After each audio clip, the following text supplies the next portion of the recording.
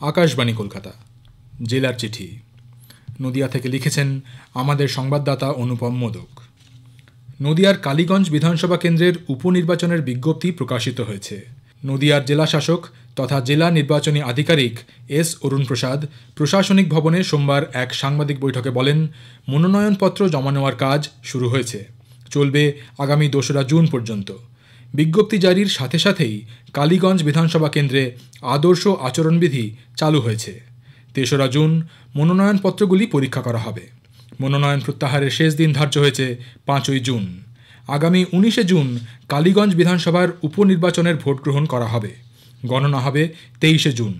উল্লেখ্য, তৃণমূল কংগ্রেসের বিধায়ক নাসির উদ্দিন আহমেদের মৃত্যুতে এই আসনটি খালি হয়। ইতিমধ্যেই তৃণমূল কংগ্রেস তাদের প্রার্থীর নাম ঘোষণা করেছে। অন্যদিকে ভারতীয় জনতা পার্টির তরফে কে প্রার্থী হবেন তা নিয়ে চলছে আলাপ আলোচনা।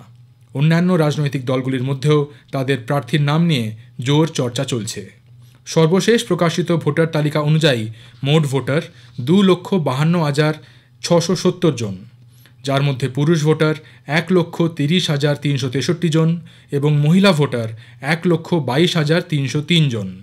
এছাড়াও তৃতীয় লিঙ্গের ভোটার রয়েছেন 4 জন। মোট 162টি কেন্দ্রে 309টি বুথে ভোট গ্রহণ করা হবে। সম্প্রতি কল্যাণী বিশ্ববিদ্যালয়ে লখনৌয়ের মৎস্য গবেষণা কেন্দ্র ICAR national bureau of fish genetic resources NBFGR এর সঙ্গে 5 বছরের সমঝোতা স্মারকপত্র MOU স্বাক্ষর করেছে।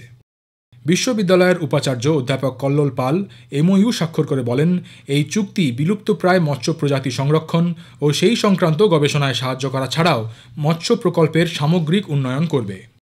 লখনৌয়ের NBFGR অধিকর্তা ডক্টর কাজল চক্রবর্তী বলেন, কল্যাণী এবং ICAR এর যুগ্ম নেতৃত্বে একটি অভয় পুকুর তৈরি করা হবে, যেখানে বিভিন্ন বিলুপ্তপ্রায় ও নিত্য নতুন প্রজাতির মৎস্য লালন পালন ও সংরক্ষণ করা হবে। প্রকল্পে জিনগত প্রযুক্তি ব্যবহার করে উন্নত মানের গবেষণা সম্ভব বলে মনে করা হচ্ছে। উল্লেখ্য, বিশেষ বিশেষ ক্ষেত্রে কল্যাণীর গবেষক ও অধ্যাপকেরা লখনৌ মৎস্য গবেষণা কেন্দ্রে গবেষণা করার সুযোগ পাবেন।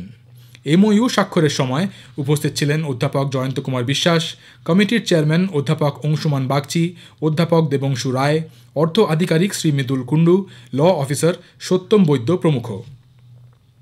সম্প্রতি করিমপুরে ডেঙ্গু দিবস পালন করা হয়। করিমপুর 1 নম্বর ব্লকের পক্ষ থেকে এই উপলক্ষে সেখানে সারাদিনব্যাপী নানান ধরনের কর্মসূচি আয়োজিত হয়। অঙ্গনওয়াড়ি কেন্দ্রগুলিতে মায়েদের নিয়ে আলোচনা সভা ছাড়াও অভিভাবকদের ডেঙ্গু সম্পর্কে নানা সচেতনতার বার্তা দেওয়া হয়। করিমপুর 1 নম্বর ব্লকের সমষ্টি উন্নয়ন আধিকারিক দেবদত্ত চক্রবর্তী দুপুরে ভার্চুয়াল মাধ্যমে কর্মসূচিতে অংশ নেন। 8টি গ্রাম পঞ্চায়েত এলাকার দরিদ্র মানুষজনদের মশারি বিতরণ করা হয়। কল্যাণীতে বিমানবন্দর তৈরি করার চেষ্টা হচ্ছে বলে জানিয়েছেন কেন্দ্রীয় প্রতিমন্ত্রী শান্তনু ঠাকুর। কল্যাণী ঘোষপাড়া স্টেশনে অমৃত ভারত স্টেশন উদ্বোধন উপলক্ষে এক অনুষ্ঠানে যোগ দিয়ে শান্তনুবাবু এক বক্তব্যে এই কথা বলেন। হাঁসখালি ও ধানতলা থানা এলাকা থেকে প্রায় বাংলাদেশি অনুপ্রবেশকারী ধরা পড়ছে। চলতি মাসে এই 2 এলাকা থেকে প্রায় 68 জন গ্রেপ্তার হয়েছে বলে রানাঘাট পুলিশের পক্ষ থেকে জানানো হয়েছে। আন্তর্জাতিক ভারত বাংলাদেশ সীমান্ত এলাকায় BSF ও রাজ্য পুলিশের পক্ষ থেকে কঠোর নজরদারি চালানো হচ্ছে।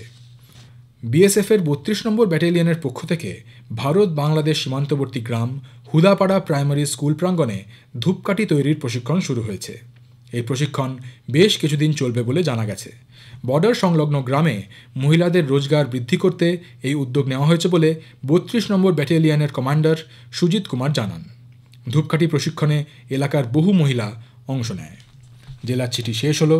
নদিয়া থেকে পাঠিয়েছেন আমাদের সংবাদদাতা অনুপম মোদক।